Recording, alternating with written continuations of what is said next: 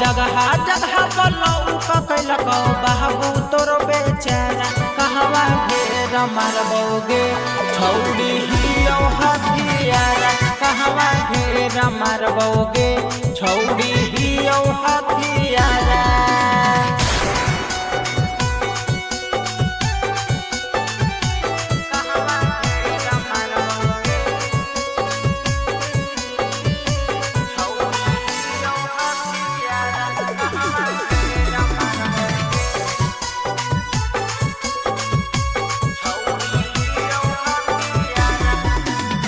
भले दारोगा हको रहतो अपने अंडर में हमसे टकराई तो हो तो बवंडर के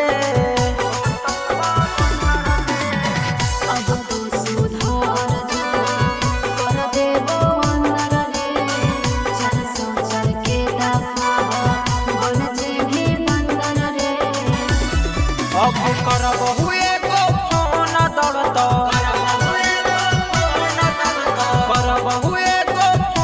दौड़तो टाउन हौ हमारा कहवा घेरा मारबोगे छौड़ी हियो हथियारा कहवा घेरा मारबोगे छौड़ी हियो हथियारा।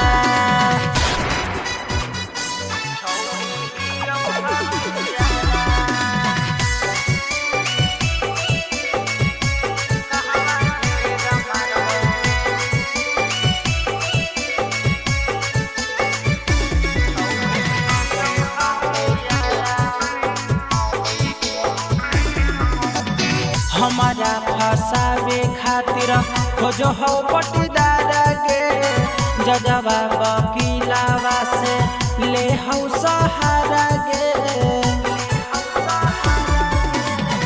कर देबो सोनुआ नहीं डर बेचारा रे करबो उपाय हटावे के सब धारा रे। अब मानतो नहीं तो खेल हो तो